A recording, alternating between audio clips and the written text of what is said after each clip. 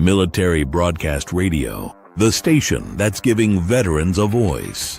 Find us on the web at mbradio.us. Think of all that time. Every wait in the winter. All that time. No one else saw. Every sprint in the summer. Think of every sacrifice. Early mornings on the levee. Late nights in the film room. Bus rides to playoff games. Every bump in the road. Every moment of ecstasy. Every moment of doubt. Years wondering, is it all worth it? It's all led to this. Man, I got this. It's a 60-minute drive for a 60-minute game.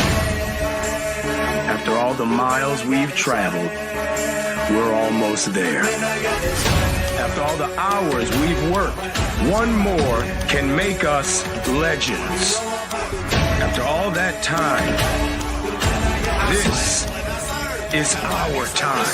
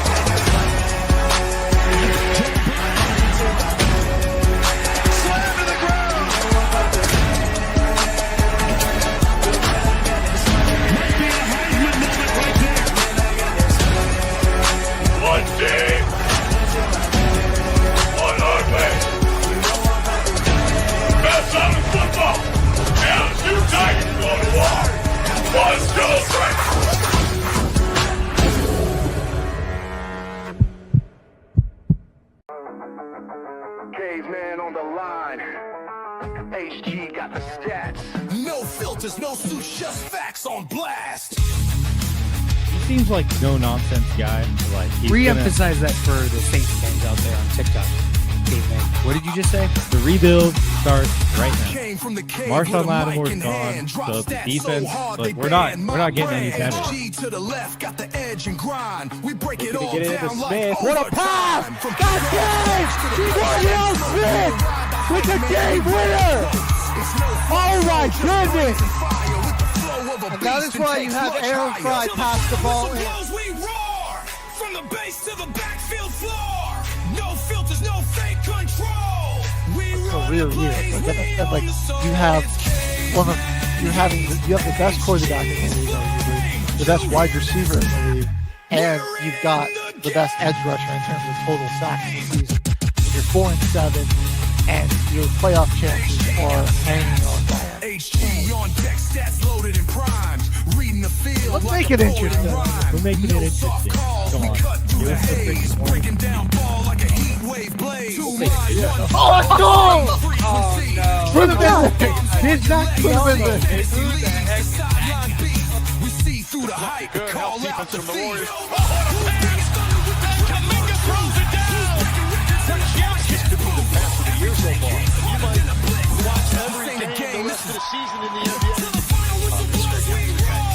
So don't you go saying that you're never going to see that. You're such a hater.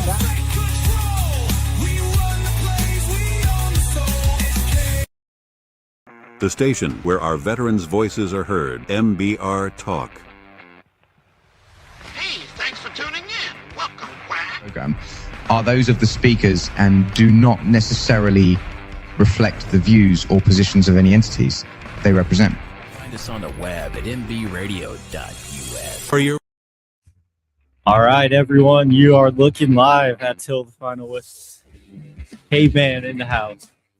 No HG again today, but that's all right. We got Joel in here on the soundboard, ready for another episode until the final whistle. We got some NBA to cover. Nuggets have been playing pretty solid without Jokic right now. Murray having himself his best career season, in my opinion. Definitely should be an all-star this year. My pick, number 1 seed in the top 25 in men's basketball in college right now. Arizona still number 1 in the country and still unbeaten. They got a game tonight, continuing in their conference play. They're late night this evening if you're able to catch that one, but they are one of the only unbeaten teams right now remaining in that top 5 in men's. On the women's side, we got UConn up top, UCLA, South Carolina, the very sneaky Vanderbilt team that's still unbeaten in the women's division right now, sneaking into the top 5. LSU got a nice upset win recently, and Maryland, the team that I had my eyes on at the beginning of the year, they lost a couple games, but they're still 12th, still 12th in the country. And we'll also take a look at some of our NHL rankings. I want to see how the Avs are doing. We'll take a look at anything going on, maybe in their trade deadline. And of course, to start the show, we got the Steelers head coach stepping down. Mike Tomlin steps down from head coaching in Pittsburgh after the loss and not expected to coach next year. So a lot of the teams looking to hire him, probably going to be waiting on that until the season after if you really want to go after him. But did you see the reel that has been going around Facebook and TikTok and everything, where they asked the owner of the Ravens if he's thought about hiring Mike Tomlin because he had just quit yesterday, and he's like, and his quote was, "Oh shit, I didn't know that." So there's a good chance he might be going over there.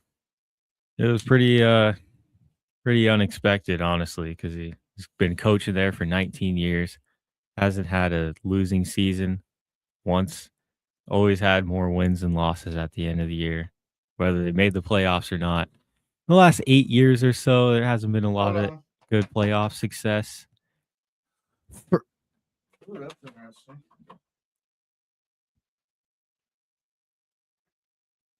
Yeah, there hasn't been a lot of playoff success in the last 8 years or so with the Steelers, but it's still a really good head coach. I mean, they've only had 3 since they've been made. The team's been made. They've only had 3 head coaches. Is that pushing it over? Yeah. Okay. It did that to me yesterday too. It was it still got the audio, but it was glitching out a little bit on me. Sorry, everybody. That's okay. They were bearing with me yesterday. So they're ready for the show today. But I really didn't expect it. I thought they had Mike Tomlin there. You got Aaron Rodgers. Maybe it'd be the time to finally get the quarterback for the future, but it looks like they're going to be looking to hire somebody for the 2026 season. Pretty interesting.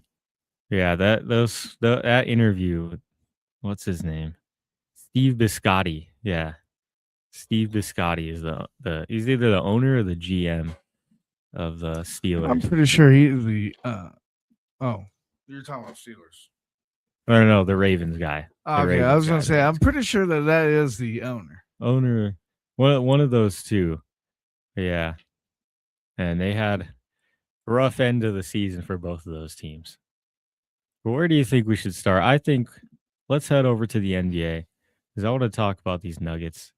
And Peyton Watson picking up himself Player of the Week last week, averaging 25, 5 and 5 in the last 5 games. Been absolutely killing it for the Nuggets recently. Jamal Murray as well has been having himself an all-star season, even without Jokic around. 25 points, 4 rebounds, 7 assists a game. And this is one of his best shooting percentages in his entire career. Almost in 50, 40, 90 club right now. And only at 3.5 turnovers. So he's been playing some really clean basketball for the Denver Nuggets this year. I mean, his shot off the dribble game has been elevated.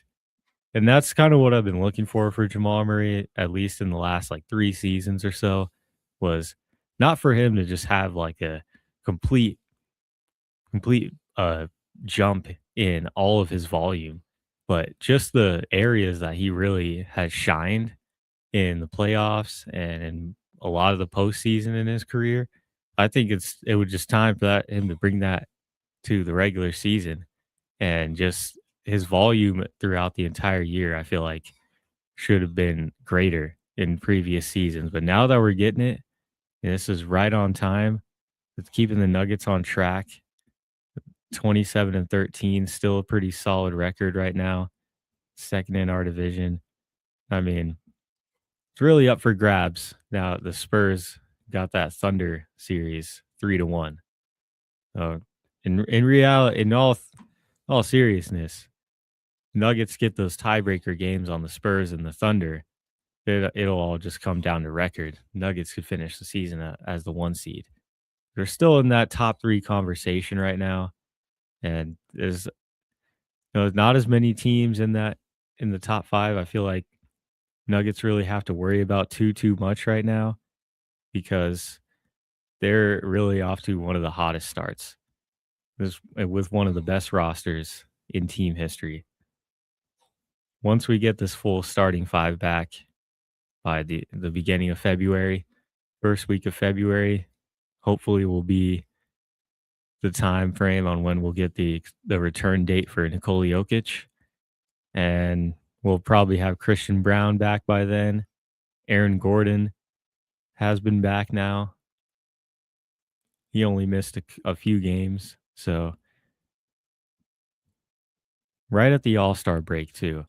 But we may even have Jokic back at the end of the All-Star break and have the full second half of the season after that weekend to just have our full team healthy and ready for the playoffs. Because we did recently have a 7-game road trip without Nikola Jokic. And let's see how we did in that 7 games. 3-4. But this is really where we got to see how this second unit was. And we really got to see the second unit shine. I mean, an overtime win in Philly with only Jamal Murray playing. What a game that was on January 5th. That's one we got to get to real quick once this freaking screen loads. It wants to keep opening up the tab for the 76ers. Jalen Pickett, pretty sure career high 29 points in this one, 11 for 20 shooting, and he did not even shoot a free throw. 29 points, man. Didn't even shoot a free throw. Zeke Naji came in, some great rebounding for us, 8 boards, and a lot of defensive rebounding. It was really just the defense in this one, man, that came to really shine. Paul George eliminated, 3 for 10, 2 for 7 from 3. Dominic Barlow, 2 for 6. Tyrese Maxey wasn't the greatest shooting night for him, a little bit under 50% from the field. And Edgecombe as well. One of their guys, pretty much been the second option in this offense when Embiid and Paul George aren't hitting too much. And they were right in this game the entire time. Nuggets, man. Spencer Jones has been great. Bruce Brown has been really good as a vet. Much better than DeAndre Jordan. But that's really only because, he can actually play. Bruce Brown can come out and actually put out 40 minutes like he did in this one. Get majority of the overtime. But yeah, man, I'm excited to see what kind of wing player we turn Spencer Jones into, because a lot of the time he does get matched up against the 5, and Edelman and Nuggets are kind of okay with just letting him handle that one in the post. He's definitely strong enough. There are certain players that do take advantage of him, but that's just because there's a lot of great scorers in this league, and a lot of the ruling does benefit the offense. So, I mean, we've had such a good start to this beginning of the NBA season, and one of the biggest trades already happened. Trae Young, this kind of screws up my pick that I made way before the season even started that the Hawks might have been pretty good. They get fleeced out of a deal and end up sending their best player over to one of the worst teams for some of that team's worst players. I don't know. A lot of people have been saying online that it should be criminal for um for Trae Young to have even wanted to go to Washington D.C.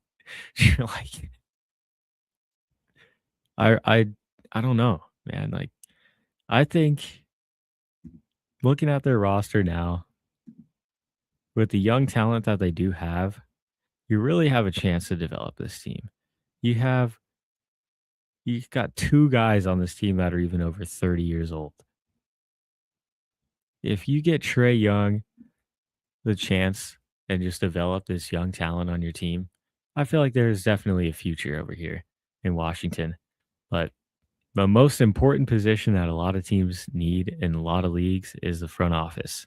So let's see, is the front office of the Washington Wizards going to be able to make this Trae Young trade, picking up one of the premier point guards, premier three-level scorers in the league?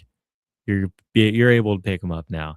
Are you going to be able to get some success in the future now? That's the main question that comes for the Washington Wizards now going forward.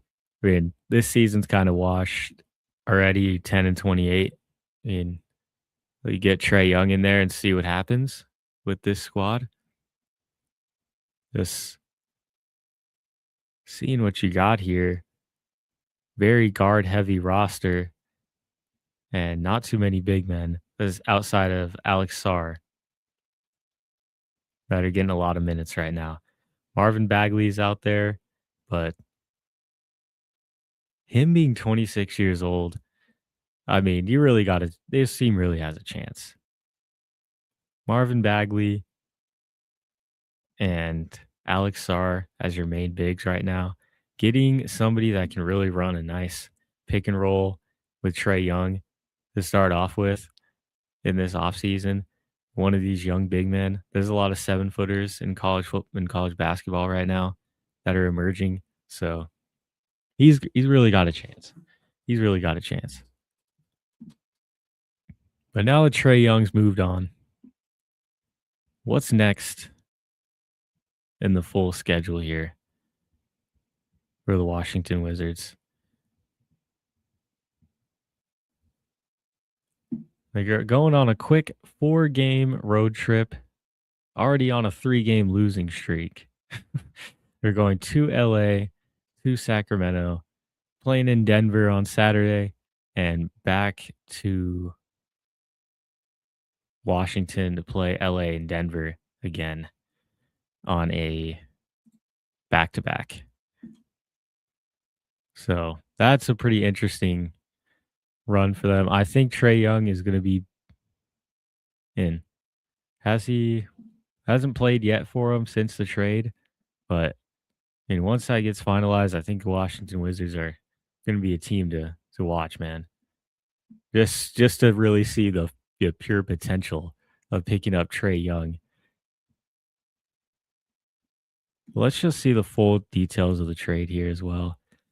They exchange for CJ McCollum and Corey Kispert.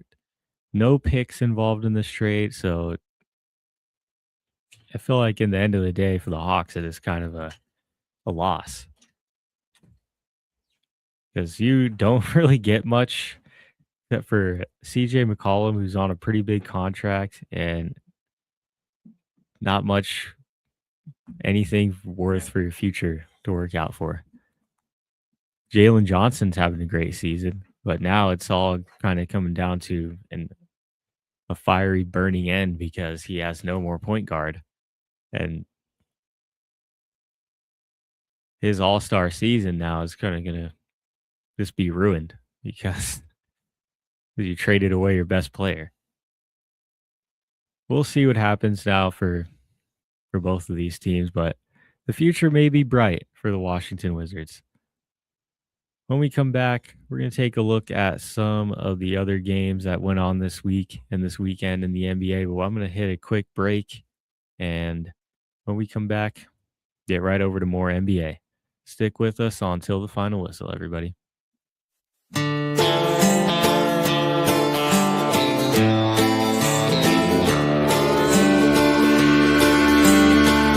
wish there was some place that I could go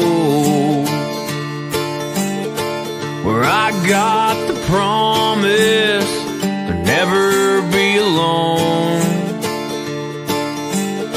These bars all have last call, and my friends, they ain't home. I wish there was some place that I could go with a heartache this big, a bottle this small. I don't think I'm ready to deal with it all.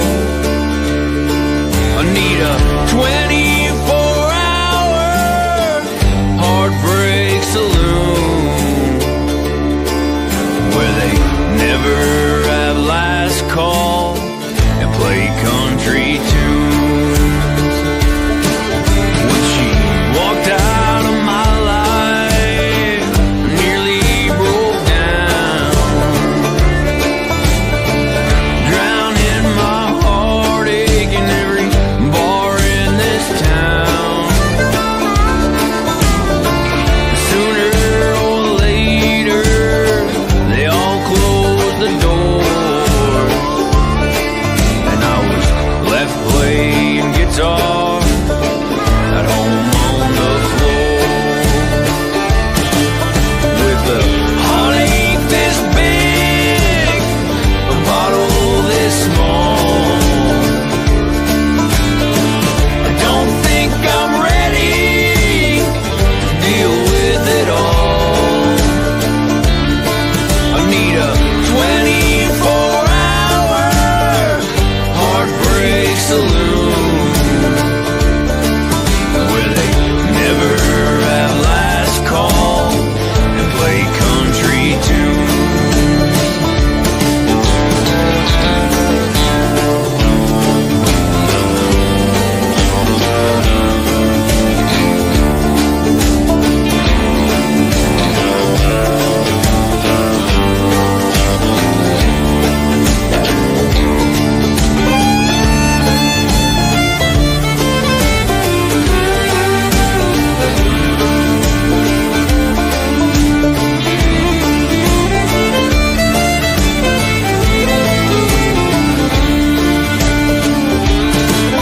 With a heartache this big, a bottle this small. I don't think I'm ready to deal with it all. I need a 24-hour heartbreak saloon where they never have last call and play country tunes. Yeah, they never have last call and play good old tunes.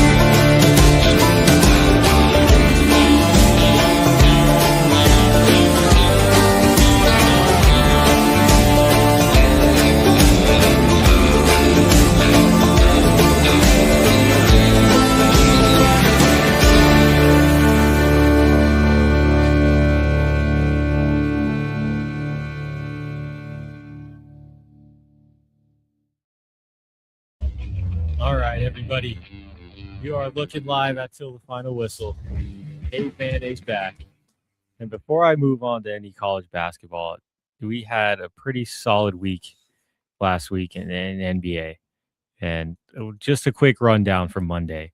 We had our Nuggets overtime game, 125-124 win over the 76ers.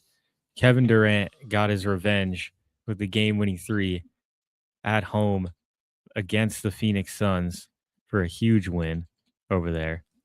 And surprisingly enough, the Thunder got beat by 40 points by you wouldn't even guess, the Charlotte Hornets.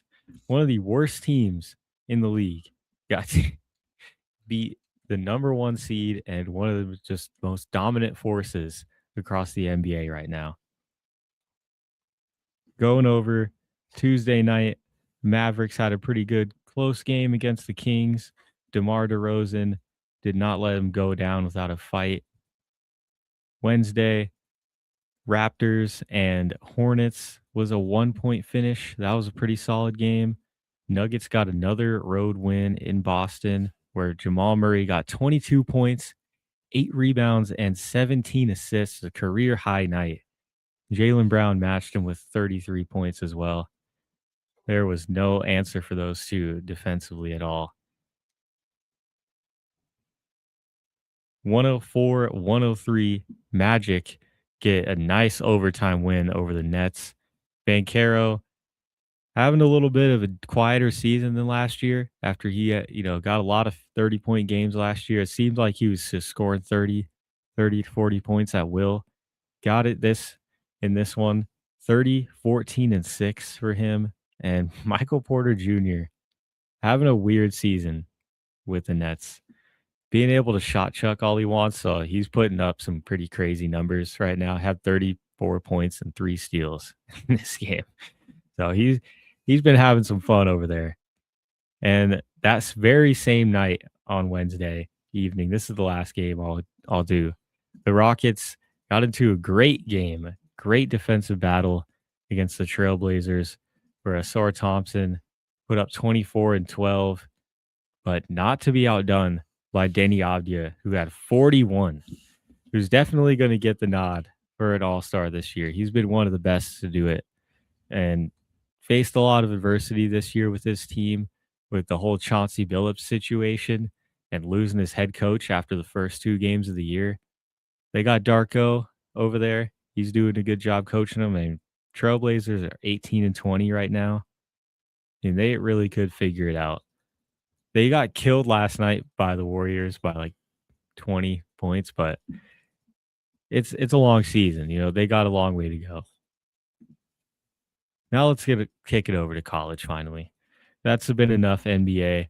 We're about to hit the All-Star break over there, so things are probably going to be a little quieter until February kicks around and we get that All-Star weekend. But looking over on the women's side, I want to take a look at this Vanderbilt team. Let's see the competition that they faced up against this year. I want to see if they're going to be ready for a tournament run. It looks like later on in their schedule, they definitely do got some good squads. They are in the SEC, and there's plenty of ranked teams in there. They play number 2 South Carolina, and they've got number 7 Kentucky on their list right now, coming up later in the season. But so far, they have beaten LSU, Texas A&M, Missouri. Okay, the earlier games in the season were a little bit easier competition, but their later schedule, they're undefeated right now. If they can win this home and get one of these home and home games against Kentucky, take down Oklahoma, they can for sure a pretty good seed in the tournament. They got Michigan coming up on the 19th, a home game against the 8th ranked team, Michigan, right now, led by Olivia Olson, sophomore guard over there. And they've got another pretty young guard, Tayala DeFase, over there on Michigan. Been under the radar teams in women's right now that have been playing some pretty good basketball, and the rankings are being really fair over there. I like it.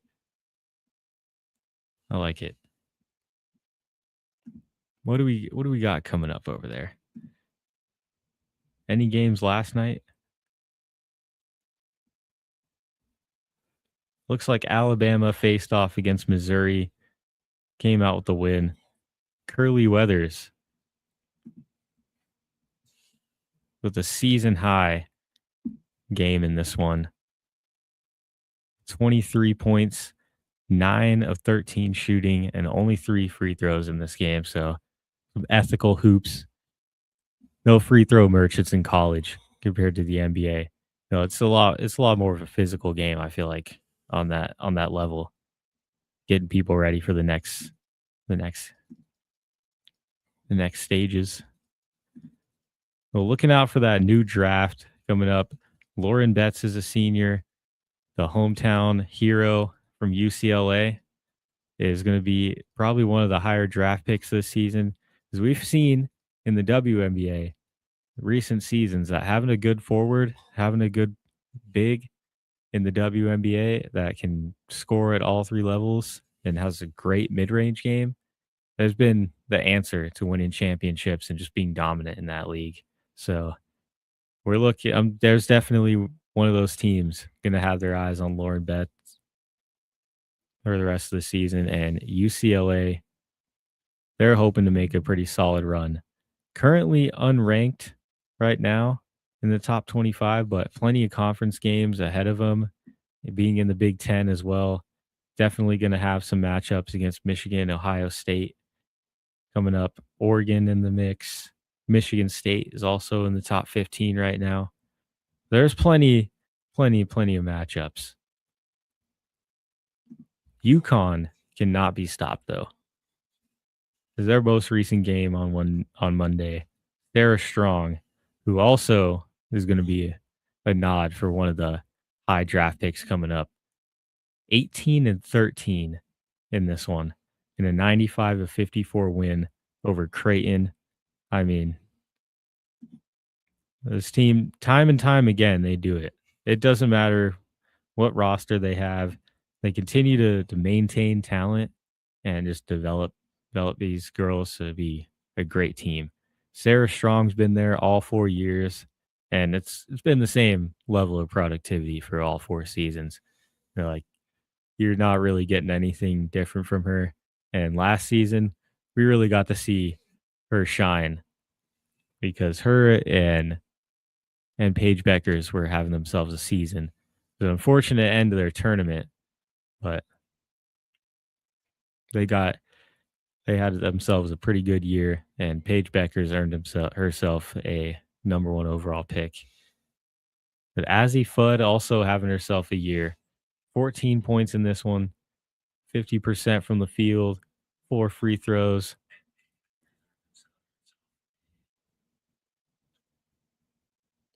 Oh, sorry. I thought that was coming from my phone. No, that was my phone. That's my bad. My bad. I looked out on my phone and my laptop. I was like, what the heck? I was trying to share it out. We're getting hacked. Appreciate it.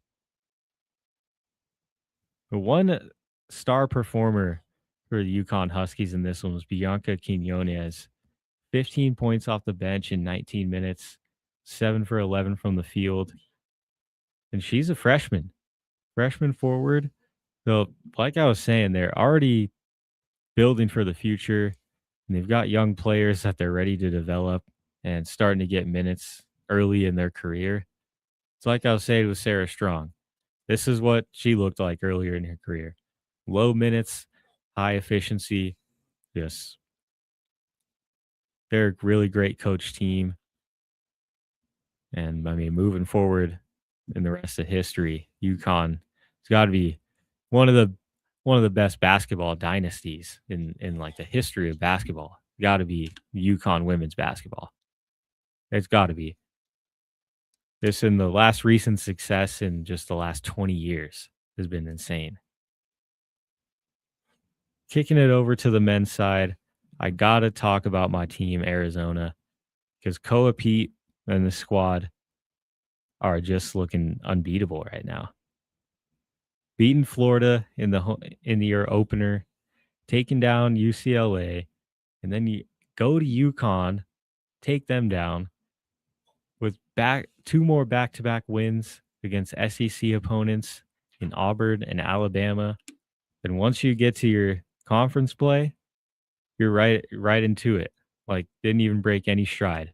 They took out Utah 97-78, beat Kansas State, just obliterated Kansas State 101-76, and went on the road to TCU a pretty tough stadium, pretty tough place to play. They get a lot of fans in there, and a closer game than they would have expected, but got the win 86-73.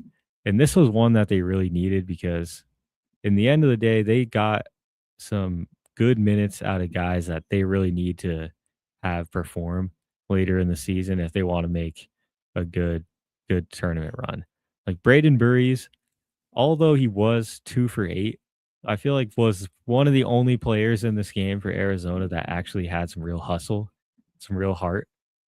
It was 6 points, 6 boards, 4 assists, 2 steals. I mean, he was all over the floor. His only points really in this game were all coming off of lobs and dunks, high momentum, high impact, and just swinging plays that would start a run for Arizona and just move them on into the next break like nothing ever happened. Just completely erase anything that TCU would do to break into their lead. The lowest that this game had gotten was 9, and it was really only at the start of the second half.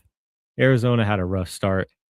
Came out first few minutes, only had about 10, 15 points scored, but came out nearly matched their opponent with 43 points in the second half. Getting some great minutes. Getting some great minutes out of your bench.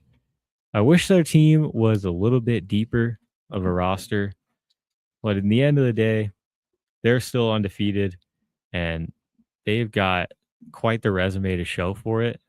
So I wouldn't even say that this is a team that you shouldn't be worried about. This is one of the teams that everybody needs to keep their eyes on for the rest of the year. Looking at their schedule coming up, BYU, Texas Tech, Houston, who's in the top 10, and one of their final games of the season is against the currently number 2 seed in the country, Iowa State, who just recently got taken down by Kansas, which is another home and home matchup that Arizona has this season, which just adds to the resume. Again, Kansas has proven right now that they're going to become a team that can compete and may even just be out here to play spoiler right now. They're only 12-5 though. So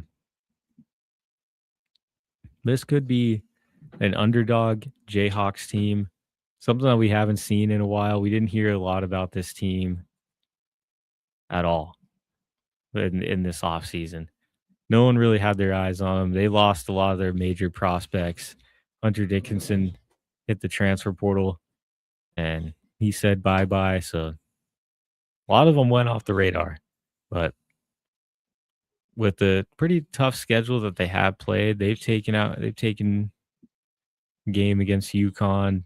They played Duke, North Carolina, got a win over number 17 Tennessee. If they keep on with this run after a huge win against Iowa State, Kansas could be a dark horse pick to make a tournament run, which is an interesting thing to say.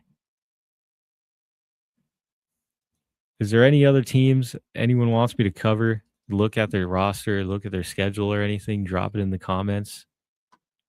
Joel, let's check on Indiana basketball. That's your squad, right? Well, At least kind of. At least where you're from. That's where I'm from. Yeah, I was kind of surprised with the football.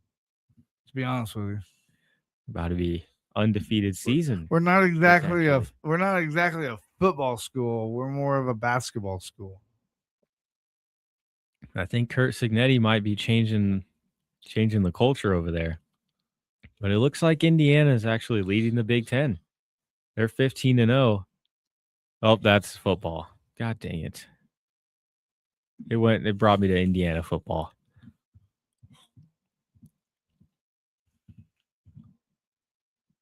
That would be true, though. They are undefeated. And they did win the Big Ten.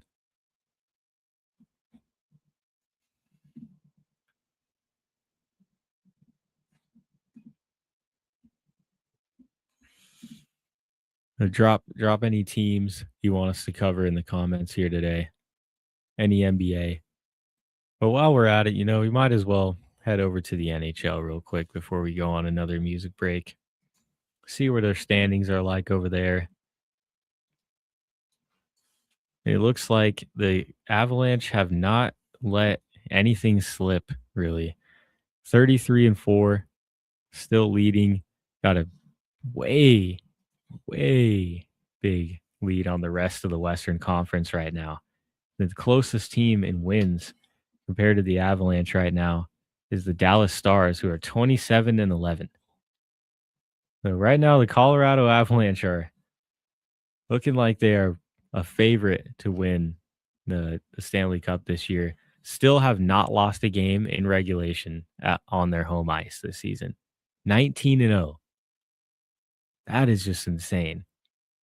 Only 4 losses in regulation coming on the road. I mean, it's just a force to be reckoned with. We have one of the least amount of games played in the Western Conference as well. Only 45. Dallas, Minnesota, Utah, St. Louis, Edmonton, a lot of those big teams from last year, they are way trailing behind the Avalanche right now. It's looking like they might be a lock for Western Conference Finals in the NHL.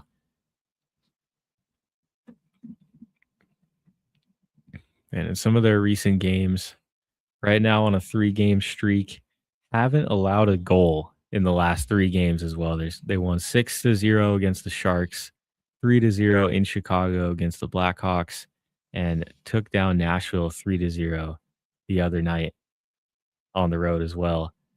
Wow. I mean, this is one of the best Avalanche teams that we're seeing in a really long time. And this is a squad that won the Stanley Cup not too long ago. I mean, we're getting teams recording their first NHL shutout with the Avalanche. I mean, we got 17 straight home wins on the season. And with the 2 goalie situation that we do have, both of them are back healthy right now. It's honestly just adding to the depth of the team. And it looks like the guys that we have on the squad right now are really committed to the brand. And they're okay with getting some rotational minutes as long as this team is winning games and as long as they're bringing home some type of championship at the end of the year. I'm happy with what's going on right now. Brent Burns is having himself a really good season to be alongside Nathan McKinnon, obviously, who's leading us in points, goals, and assists. But when you got a guy like him, you really just need a supporting cast to help him out, and he can get it done for you. I'm excited to see what the Avalanche do for the rest of the year. Keep your eyes on them, though, Denver, because we will see what happens to the Broncos this weekend. 2:30. Hosting the Buffalo Bills. Yeah, I was getting ready to ask you, like, did you already give your prediction? Did you see their injury report yet? Yeah, I don't know if Josh Allen's going to be able to beat the Broncos by himself. They have a lot of, and I don't know how you read into that injury report, but I just saw the injury report for the Bills. Like, they've got 20 people on that injury report. And Josh Allen is one of those that said limited in practice. So, but I don't know how much you want to read into that. A lot of the guys that say like do not practice, they probably didn't play, or they're just not practicing so they can be ready for the game. But mainly the more healthier guys are like your limited practice guys or the full practice ones. That's they don't need to be there really. Just mainly just want to be healthy for the game kind of thing. And then there's probably some other guys that aren't even on the injury report because they're on the IR list. Their season's already been ended. They're not going to be able to return. It's another common misconception, but I think it's still honestly going to be a close game just because of Josh Allen. I'm excited to see what he can do. Well, we know it's going to be a close game because what do the Denver Broncos do to perfection every single year? They play to the opponent's strength. We always match energy with energy.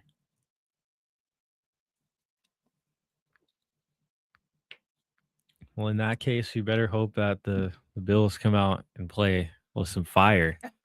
Then it'll be one of those situations with the or it's going to be comeback another victory. Raiders and Broncos at home game.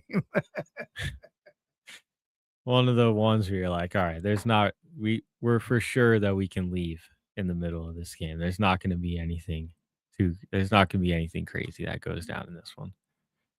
But anyone that left early in that Giants game, I feel bad for you. Not even a Broncos fan.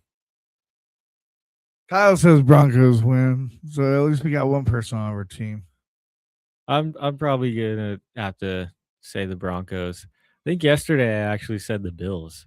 But I got off the show and looked at everyone's injury report. I'm like, man, he's really gonna have to do it by himself. Either that or they're just playing mind games and they just turned in something and had all of them write something. Coaches can do that too.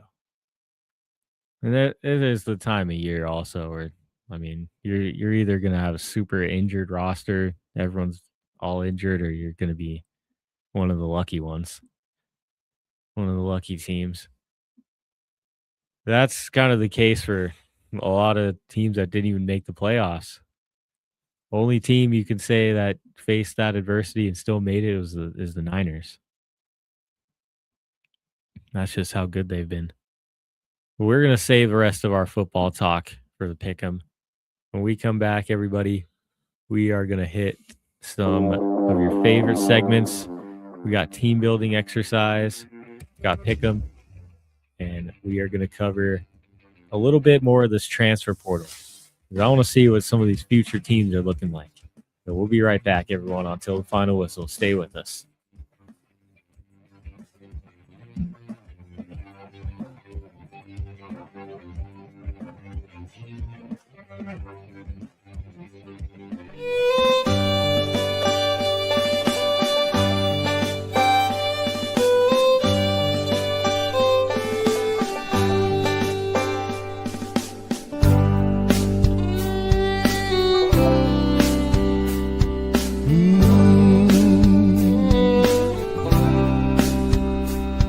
We're living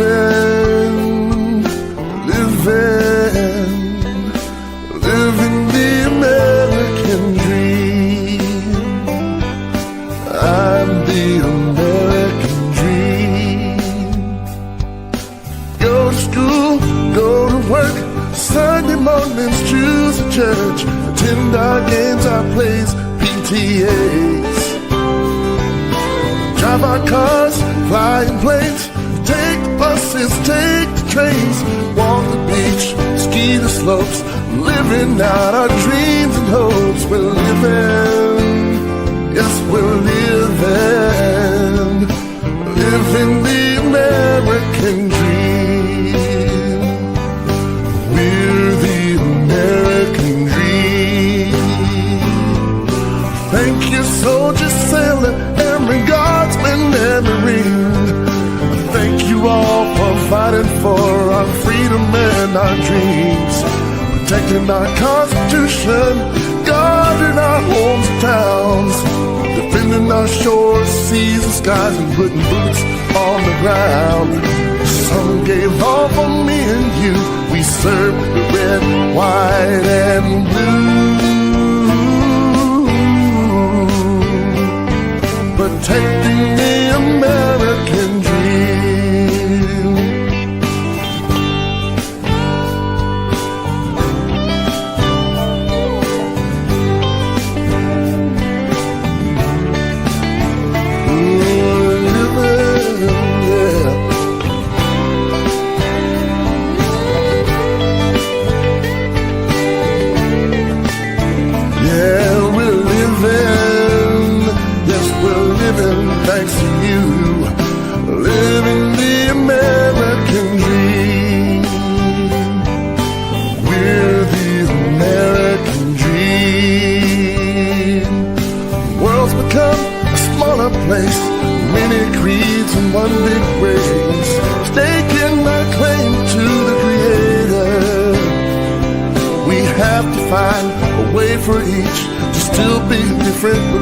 peace.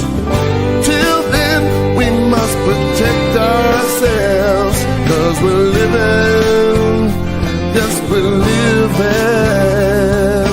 the American dream. I'm the American dream. We're the American dream.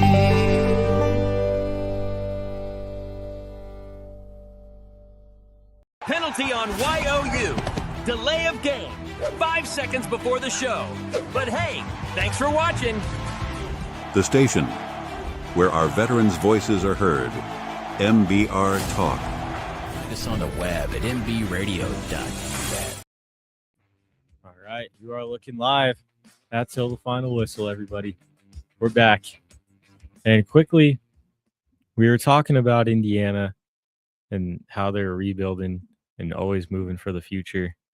Now that Kurt Signetti's over there, they've got themselves a brand new quarterback for next year. Now that Mendoza is a senior, and a brand new star wide receiver who's led his team in rushing the last 2 seasons as well. So not only did they go get a 15-0 season so far and make it to the national championship game, they picked up Nick Marsh and Josh Hoover from the transfer portal, a primetime speedster, sophomore going into his junior year, and one of the best arms in the Big 12. Got a real strong arm, gunslinging quarterback. I'm excited to see what that goes on. And drop your predictions for the national championship as well, because we have a home game for Miami on the 19th.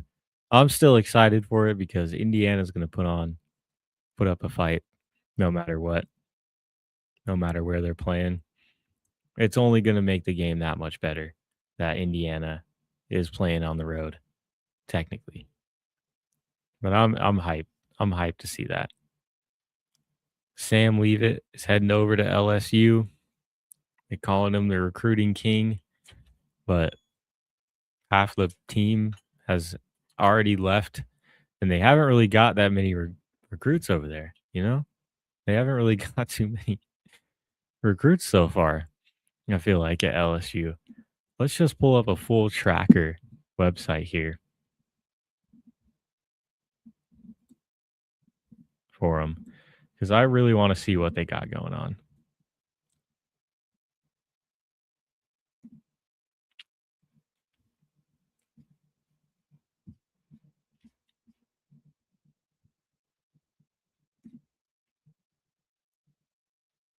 So they've got Dylan Jones, running back from Wisconsin. Okay, that's actually a pretty big signing there. He kind of fell down the depth chart this year. Still got 3 seasons of availability, so he'll be going into his sophomore year. Had 300 yards and 2 touchdowns. He was the starter at the beginning of the year for Wisconsin, but soon later on they found some success in their upperclassmen guys. Let's see as well. Caden Durham is going to withdraw his name, so he's going to be staying over there. Looks like they're getting Sam Leavitt as well. That's kind of all they've really gotten so far. Troy transfer wide receiver, Roman Mothershed. Kentucky O lineman. Ole Miss transfer receiver, Landon Clark, a transfer from Elon. Could be a potential starter there. Got a QB battle going on. Edge rusher, Achilles Woods. I mean, they really haven't landed too many guys yet. Not too many high profile players on their team quite yet for, I feel like, LSU to be too much of a problem in the SEC, because you know those teams out there with their coaches have been there for a few years now, and they're not really rebuilding as much as LSU is right now. I think we might have to wait a few seasons before we see old Lane Kiffin step back into the light. Tough end to Ole Miss's season, but I mean, they put up one heck of a fight without their head coach and without all of their coordinators. The entire coaching staff left. So I don't even know what you expect from them.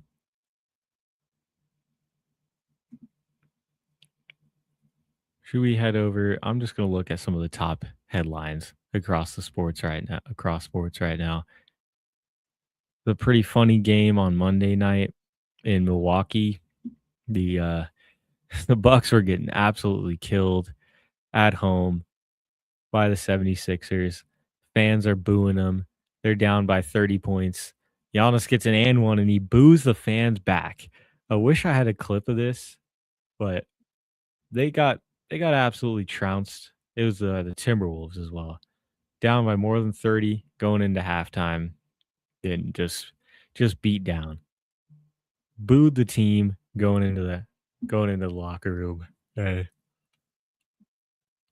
First basket of the third quarter. Giannis gets an and one lay-in over Julius Randle and booed his own fans back.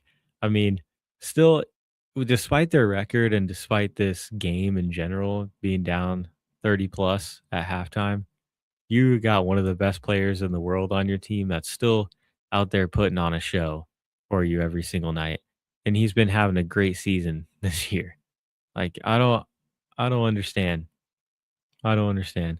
I get booing the entire team. But at the same time, you got Giannis out there and he's still playing his heart out. Start booing once you guys get rid of Giannis.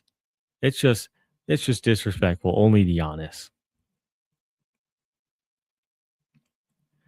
Had 25, 9 of 13 shooting. And I mean, he's done this several times.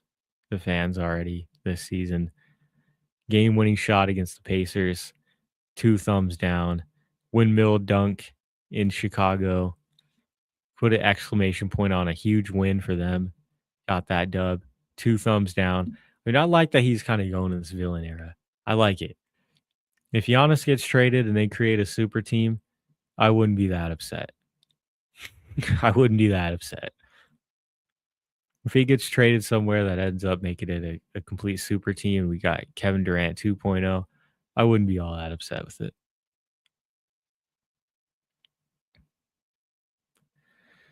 It's pretty crazy, though, that they got all this drama going on, and they really couldn't continue to rebuild that roster. Damian Lillard went down, and their future and their playoff window was shut in an instant. And it was really disappointing for Milwaukee. Maybe one day they'll bounce back. But right now, everybody, we are going to head over to your favorite segment, my favorite segment, team building exercise, because we are going to try. I'm going to do it solo this week. I'm going to try and get that 300,000 passing yards. Let's do it, everybody. Let's get to team building.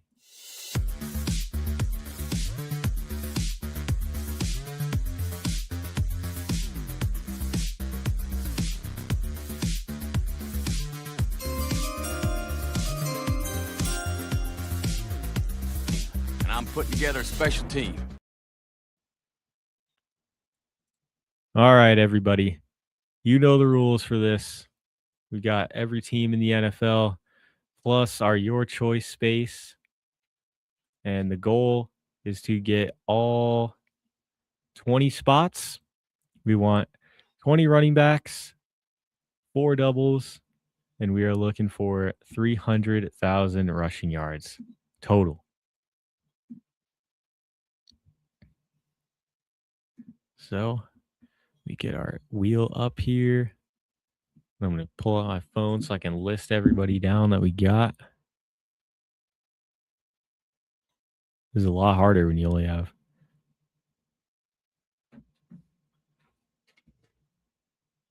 Yeah, I was looking for the wheel. I had it up beforehand. I just needed to get the screen shared and all that good stuff. So, what do you think the prediction is going to be with Buffalo and Broncos? Then, if you said I missed it. I think Broncos are probably going to win. Yesterday, I did not see the injury report. My pick was the Bills yesterday, but I don't want to change my answer though. I'm sticking with my guns. I'm going with the Bills. Pull a little upset. Here we go. First pick of the day, we get the Oakland Raiders. And I think with the first pick, I'm just going to go with Marshawn Lynch on this one.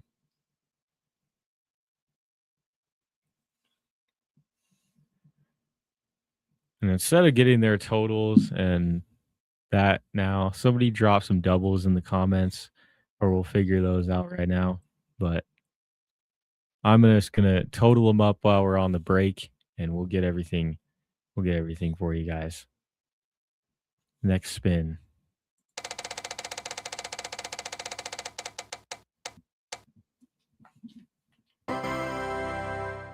Washington Commanders. Okay. All right, let me think here.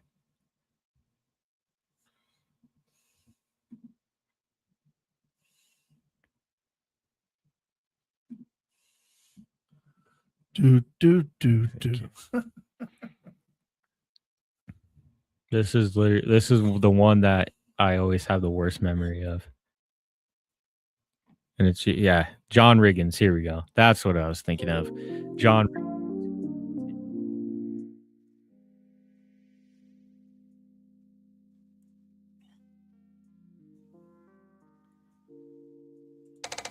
Still drop those comments in for us for our double.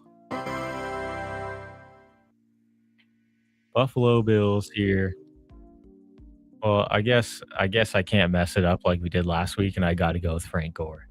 I can't mess it up like last week, and I got to go with Frank Gore. I'm gonna win this week for HG. And when he comes into the studio, sees our grand total, it's gonna be written on the wall. That's what. Ooh, there we go. There we go. Give us Barry Sanders, baby. Give us Barry Sanders.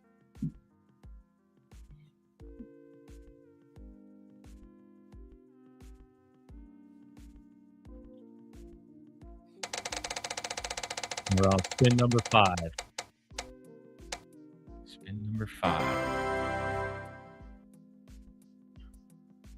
Tennessee Titans. We can go back in time and pick players from the Houston Oilers. We're gonna go. Oh yeah, I can do Eddie George. We can do Eddie George here for our 5th spin, landed on Tennessee.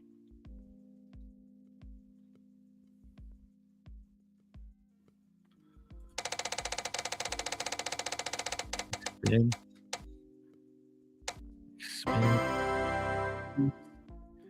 Bengals, I believe their leading rusher is Corey Dillon. I believe it's Corey Dillon. I'm going with Corey Dillon.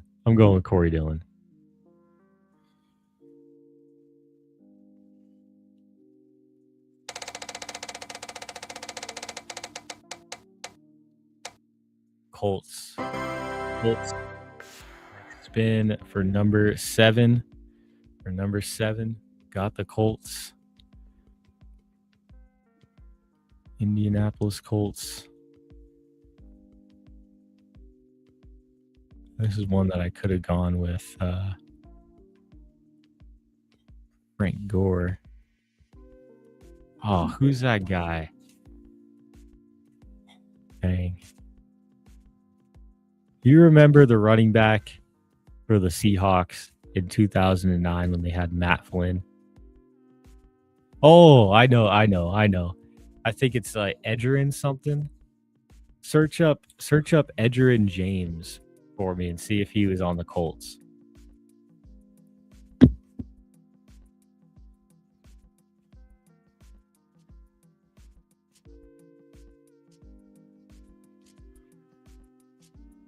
I swear he was on the Colts.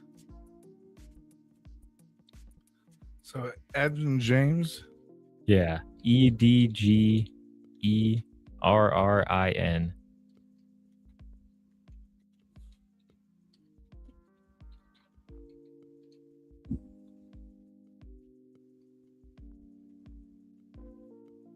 He had to have been on the Colts.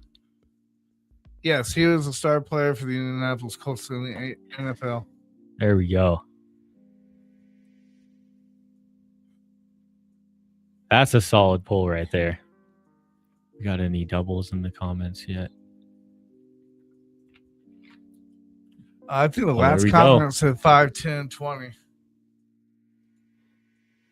5, 10, 15, 20. Let's do it. Let me hit up the next spin.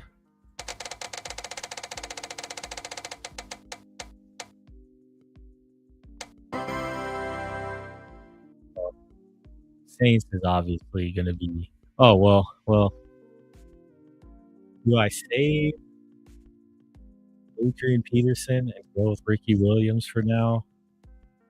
That's what I'm going to do. I'm doing Ricky Williams for now. If I get the Saints later on, then I can go with Adrian Peterson. There's still plenty of options for Adrian Peterson, so I'm going Ricky Williams.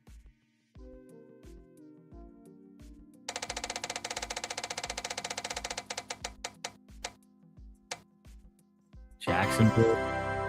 We want Fred Taylor. 2,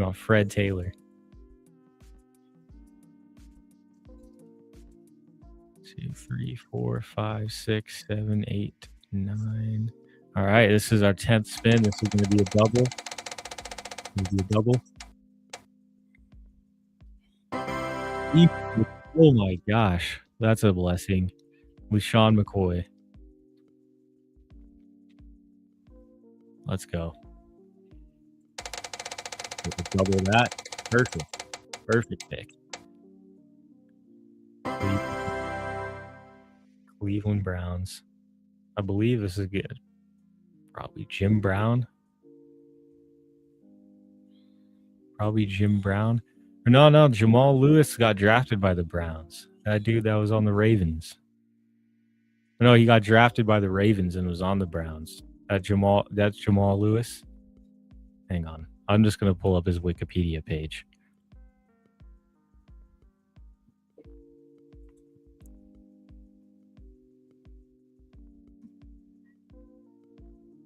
Yep.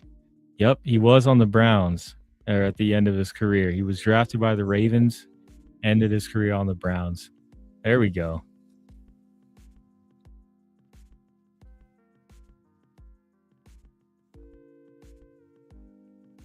Beautiful spin. Denver.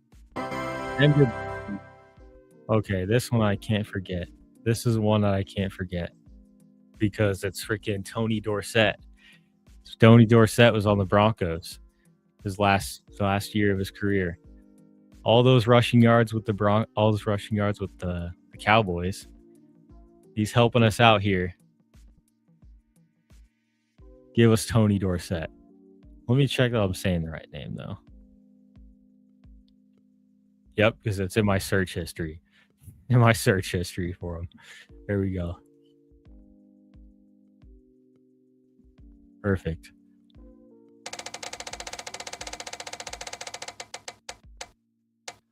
Next up, Carolina Panthers. Okay, this is going to have to be a crazy pull. 1, 2, 3, 4. Okay, this is number 13. I might need a skip here. I may need my first skip on number 13.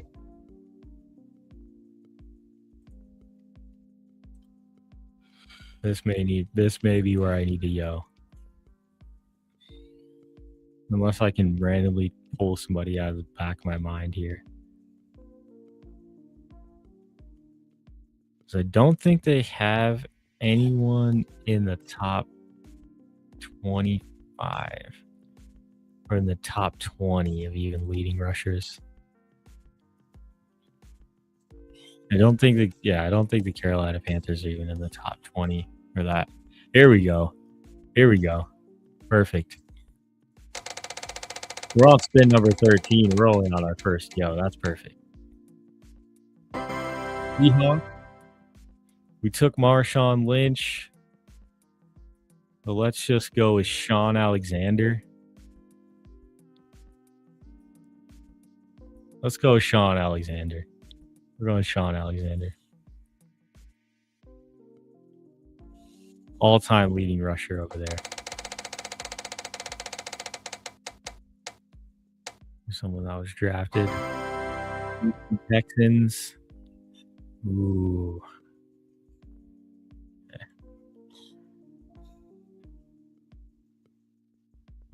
This might be another yo situation.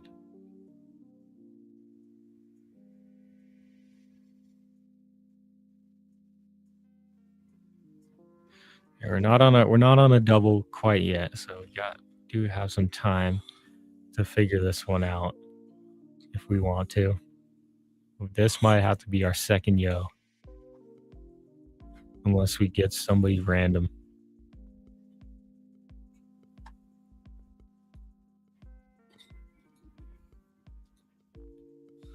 Because we can't pick anyone that's been on Houston Oilers, because that's technically the Tennessee Titans still. It's the same team.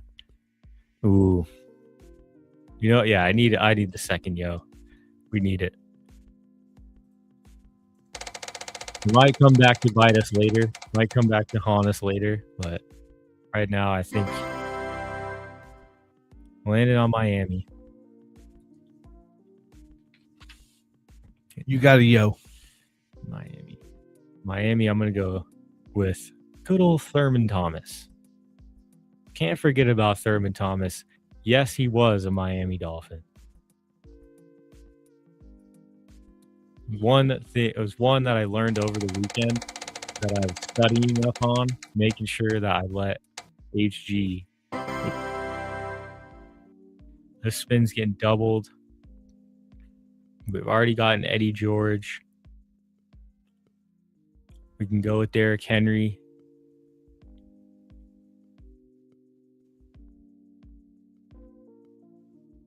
We'll take Derrick Henry here. We'll take Derrick Henry.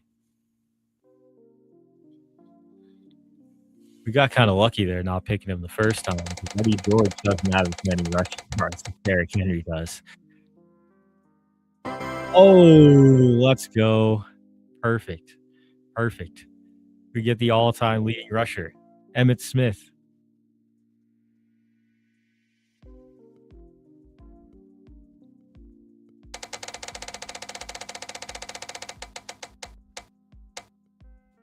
Oh, damn. Okay, let me see how many spins this is. 1, 2, 3.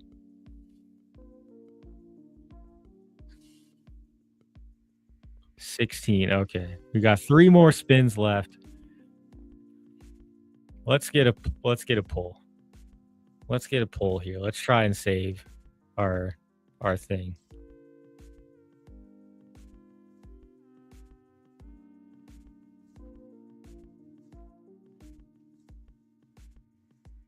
Already got Shady.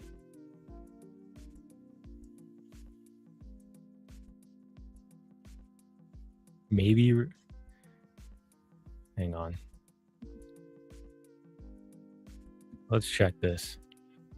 Did Ricky Waters play for the Eagles? I believe he did. Because in the Mitchell and Ness store where you buy legitimate football jerseys, I've seen Waters Eagles jerseys. Yep. 1992 to 2001.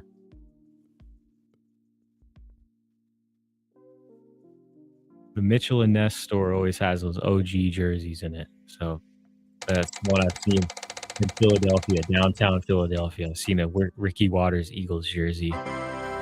Ooh. Commanders again. Rough. Okay.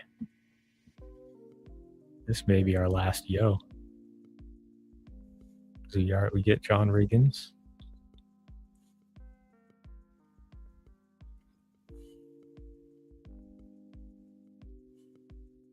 Oh, yeah. Adrian Peterson. Adrian Peterson was on the Redskins.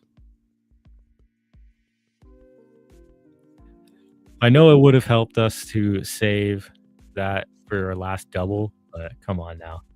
One of the all-time leading rushes.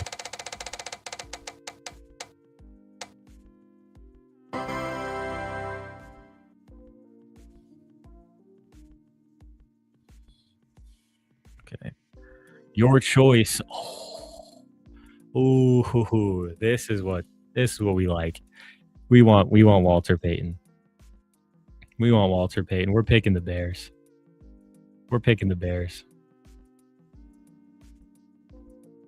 And for our final spin, our final double, I got a good feeling about this one. I got a really good feeling about this one. You want to know why? Because we're gonna use our last yo on this spin too. We're gonna insure it. Drop it in the comments. Right now. Last yo, and we're gonna insure this. We got Frank Gore, Adrian Peterson, Barry. We got Walter. Come on, we got Emmitt Smith. All we need like the Chargers right now. Give us LT. Give us the Patriots so we can get a Curtis Martin. Come on. Or the Jets. Last yo. This is our last one. This is our last yo. Come on. This is all we need.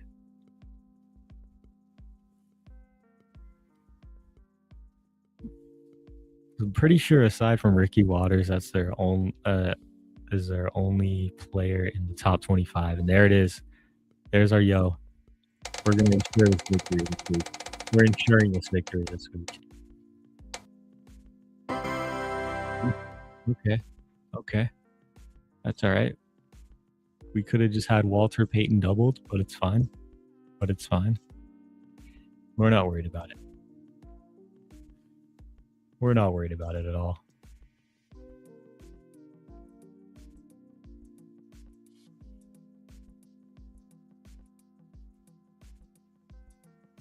We're not worried about it at all because right here. Oh my God. Oh my gosh. Hold up. Thomas Jones.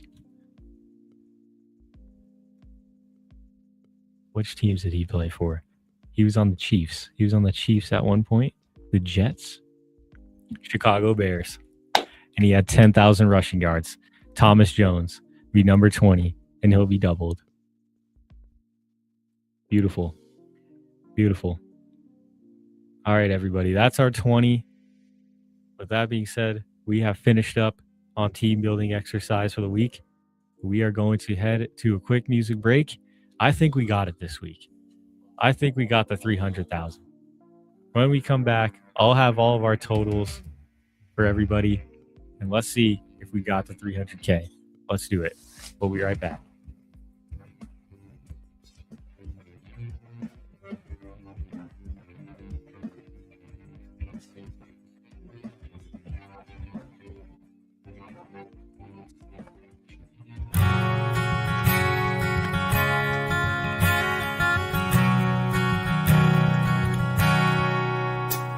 He sits on his bed with his gun in his hand. He thinks his life is over, he can't understand. A bottle of whiskey and some pills in the drawer. He doesn't wanna hurt himself or hurt anymore. Why must it be this way? Just think it all over and listen to the words I say. You are not alone.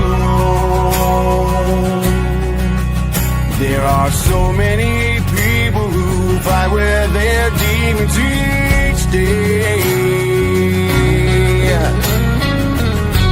'Cause you are not alone.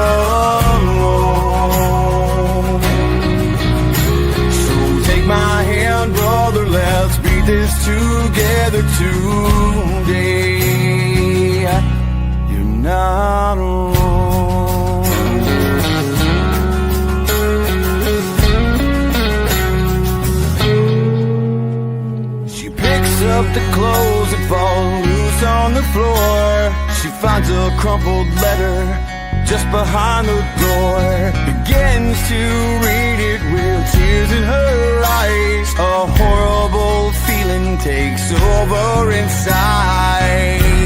Says, honey, can I talk to you?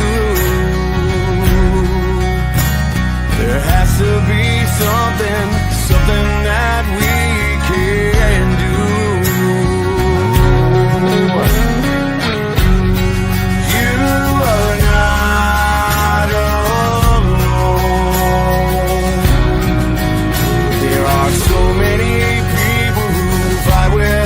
Demons each day,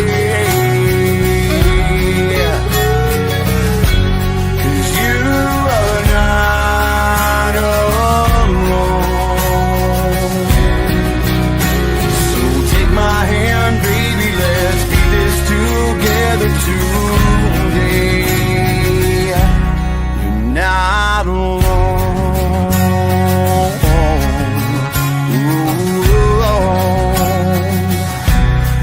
Not alone.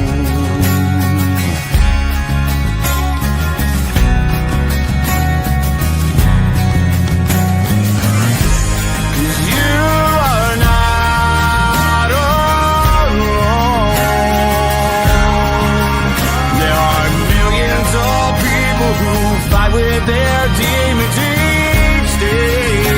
Yeah.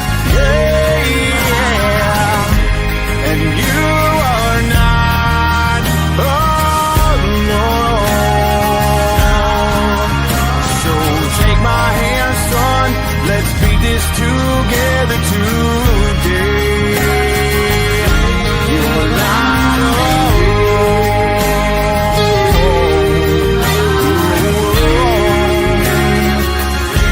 You're not alone.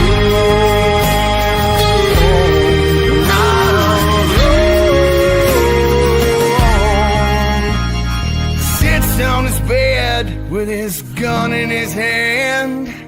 He puts it away, 'cause now he understands.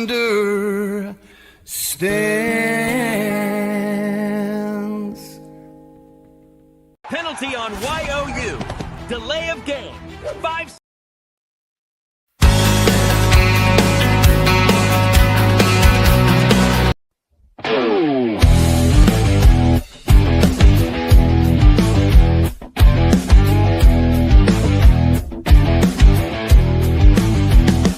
On the front lines we stand side by side, with courage and strength that we won't let slide. Through the chaos, our hearts beat as one. Each brother's a soldier, into battle we run. When the shots ring out, we won't back down. In the silence of loss, we'll wear our crown. We are soldiers, brothers in arms. Through fire and fury, we weather the storms. In unity, forged through the blood that we shed. Together we stand, living for the dead. Each step we take, through the mud and the pain, memories linger like the echoes of rain. We fight for the fallen, our spirit won't break. In honor we carry their names in our wake. Though the cost is high, our bonds grow tight. In the darkest of hours we'll shine our light.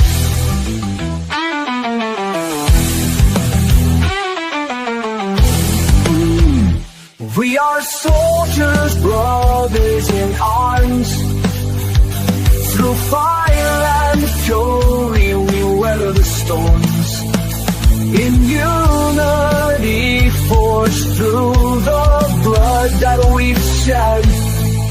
Together we stand, living for the day.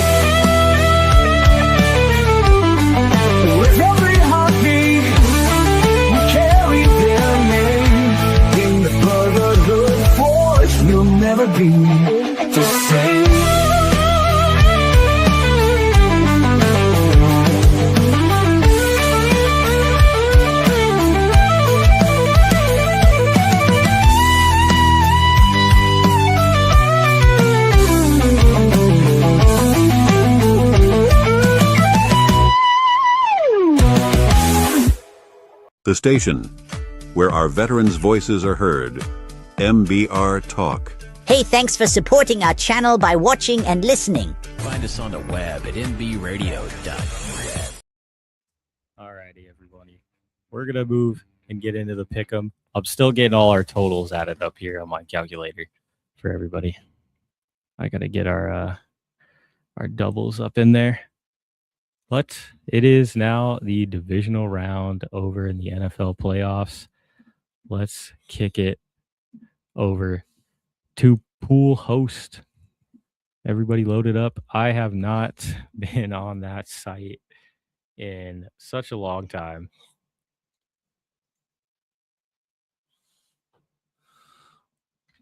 I think I'm still in like 3rd or 4th. I'd have to look. Log in here.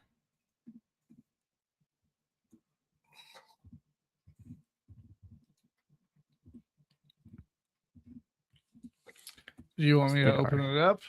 I'm getting up the standings now. I just had to log back in here. Season standings. We got Wyatt in the lead. You moved up to 2nd place. There. It looks like me, Jimmy Covers, and Kyle, none of us put in picks last week, but they still have a shot. Jimmy's only 1 game back, and Kyle, I mean, he joined late, but he was right there for the whole season. He honestly would have beat us if he didn't get. He was only 1 week behind, and then the last 2 weeks of the season he did miss. But looks like Mohawk's gonna be taking the little trophy home. But just make sure we keep all of it. Mohawk is top and pick him. He's got a 2-game lead right now. Oh wow! You. Okay. At 177 and 94.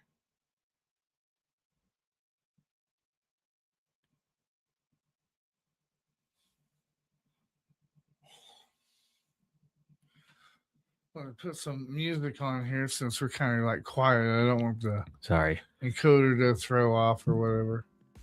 Sorry, getting all our totals and everything up here for that, but yeah, we'll take care of our trophies and everything that we won for the fantasy football and for the Pick'em League, and it'll be for the next winner next year. So we'll take care of them, and we'll have them polished off and ready for the next winner of the next season. But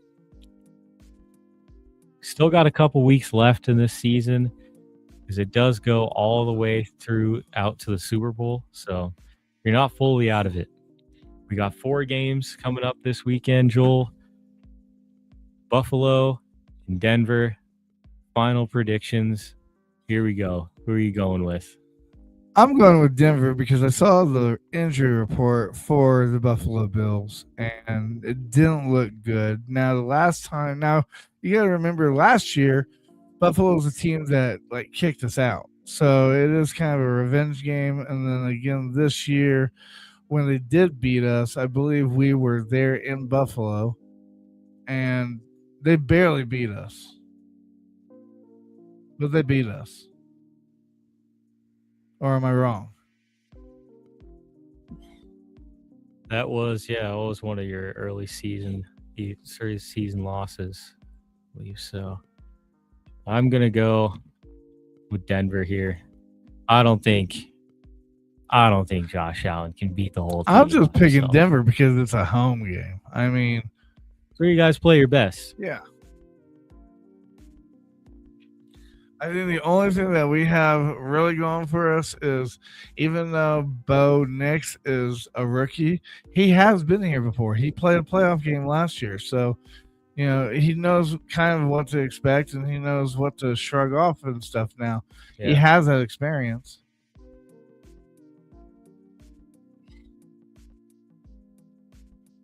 I'm going with Bo Nix here. Going with the Broncos. There's a chance that you guys might even have J.K. Dobbins playing in this game. I heard. I'm gonna say, even without him, I think you guys still probably control the ball game and take him out. And then we got this one. This is probably going to be the best game of the entire weekend. San Francisco is going to Seattle. I have no idea who to pick in this game, honestly. I'm picking San Francisco. That's not a bad pick. I'm picking San Francisco because San Francisco still has a very good defense. Even though Seattle is very, very loud, you don't need Cadence Cole when it comes to defense. It's pretty true. That's very true. I think, yeah, we'll see if Sam Darnold is seeing ghosts again. He was the number 1 seed last year. And they got beat after their first round bye, Minnesota. So we'll see what happens this year. You know what? I'm going to go with this. I'm going with the Seahawks, man. I want to see Darnold get it done.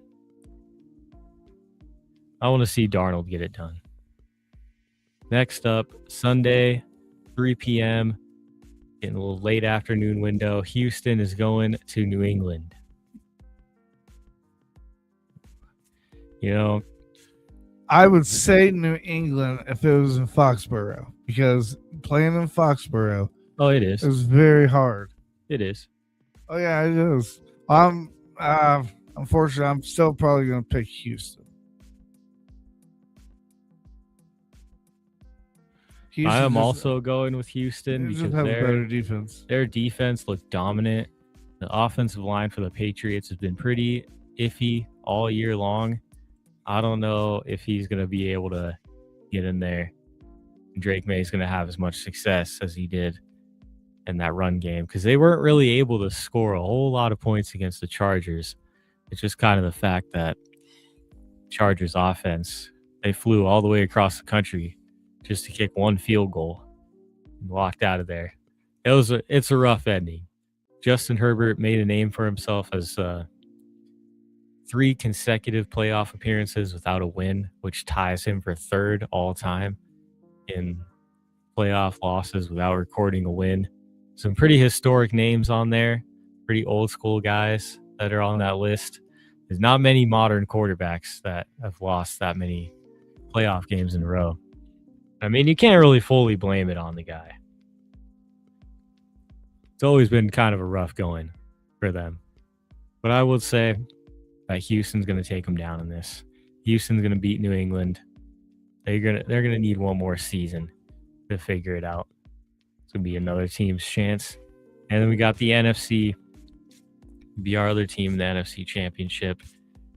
The Los Angeles Rams will be going to Soldier Field to play the Bears. And I'm going with the Bears. If they can find a way to... They're pretty hot. They're pretty hyped, man. I think the Bears could be possibly the Cinderella team for this year. They really could be, man. Caleb Williams is having himself a season. Everyone doubted him. This dude's been getting hate since the draft combine for no reason. But I'm going with the Bears. I think after that comeback that they made against the Packers, 25 points in the 4th quarter. They'd done it earlier in the year against other teams, scoring 18 points in the 4th quarter on prime time. And they're a really well-coached team. If they're not having issues at the beginning of the game, they're gonna kill you, man. They're gonna get you. I'm going with the Bears, though, and the tiebreaker for that one. Oh, man. I'm just going to go here and say 46. I'll go 48 on the tiebreaker here. I went with Los Angeles, and I went with 41. I like it. Yeah. But, somebody just commented on TikTok that wouldn't it be interesting if it was the Chicago Bears against the Denver Broncos in the Super Bowl? That would be a pretty cool Super Bowl. 2 second-year quarterbacks going against each other. Got pretty young head coach. Ben Johnson is his first year as a head coach this season, and he's killing it. I mean, it's totally doable. Kyle says Broncos Bears Super Bowl or a Broncos Rams Super Bowl. Oh, it's going to be Broncos and 49ers or Broncos and Bears. That's probably. I'm not going to pick that on like a pick'ems or anything because I gotta keep my stats up. But if I was calling for an upset, this is the game that I would say upset alert. Just because the Bears are high, they're excited, their attitude is all the way up. There's plenty of teams that do really, really bad in the postseason, get a wild card, and then make it all the way to the Super Bowl win. A perfect example is the New York Giants. Oh, yeah. They barely even had a winning record that year. Yeah. They got in. Sorry, everyone. I'm still getting our numbers in here. I forgot to do our doubles. So I added all the numbers up without the doubles. While Caveman does that, let me bring your attention to the left corner of the left side of the screen where you see that QR code. Right now, MBR is fundraising, and how we're fundraising is we are trying to get money together. We got these shirts, and if you like a die-tired shirt, or you can scan that QR code, all proceeds that we get will go to giving our veterans a voice. So make sure that you scan on that QR code and buy a shirt. Buy a shirt for a family member or anybody. It's not just a shirt. It's about a message reflecting to everybody that even when shit hits the fan and you don't know what to do, all you have to do is look at that duck and remember just weather the storm. You might have those feelings today, but you won't have those feelings tomorrow. There is no way. I don't know how we didn't do it. This has got to be an impossible challenge. What's that? All those rushing yards. Yeah. We did not reach 300,000. 283,639 was our total. And that was all 20 numbers added up correctly with 4 doubles. And we literally had everybody. We had so many players in the top 30 for all-time leading rushers in that list. So I'm going to go ahead and say right now that I think that this challenge is completely impossible, and that HG did the math just a little bit off. That 20 running backs for 300,000 yards is just a little too many yards. I don't think we can physically do that. I don't think we can physically get that.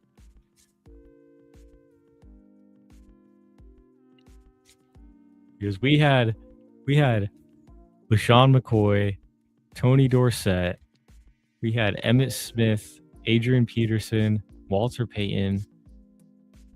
We had double Derrick Henry. That is crazy.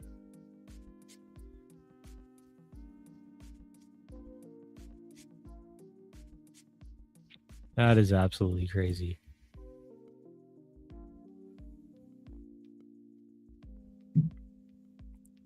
I think if we had one more double on that list, we still probably only would have been like 1,000 off, or at least like a couple hundred off. So at that point, it's like we just barely mispicked by going with Sean Alexander. So you would just been slightly under the point of the 10K. So you would have been the last like 600 so yards that we needed if we got him, if we didn't need him. Man, that is weird. I'm going to double check my math off the air, and I'll come back next week for everybody, and I'll let you guys know what we got. But it is a bit early, but we are going to finish things up today. right now. We'll be back on next week, and I'll be here on Friday for the H-Train show. So we'll get a full week of Caveman this week on MBR. But this has been Till the Final Whistle, everybody. I'm signing off for the day. We'll be back with your divisional round for Football Frenzy and our national championship breakdown next week. And we've got some more of our regular show on Wednesday next week as well with our NBA, college basketball, all of those sports. Stay tuned, everyone. Stick with MBR. Remember to hit that QR code up at the top left. Help us out with some donations and help out some veterans. And we'll see you guys next week. Life is like a duck. Tough times don't last, but tough people do. Here at Military Broadcast Radio, we're teaming up with our friends at Die Tired, the veteran-friendly music band spreading strength, resilience, and mental health awareness, one shirt at a time. And check this out. Their brand new shirts feature broadcast beaker right on the breast pocket.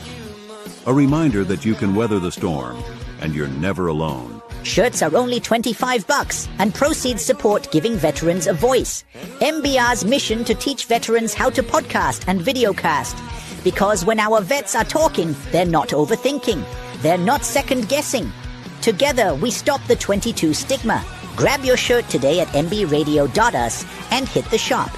Or go directly to toramerch.printavo.com/merch/dietiredband. That's toramerch.printavo.com/merch/dietiredband. Suit up. Stand strong. Remember, we're unduckable together. You're built tougher than the storm. Ladies and gentlemen, thank you for tuning in to Military Broadcast Radio.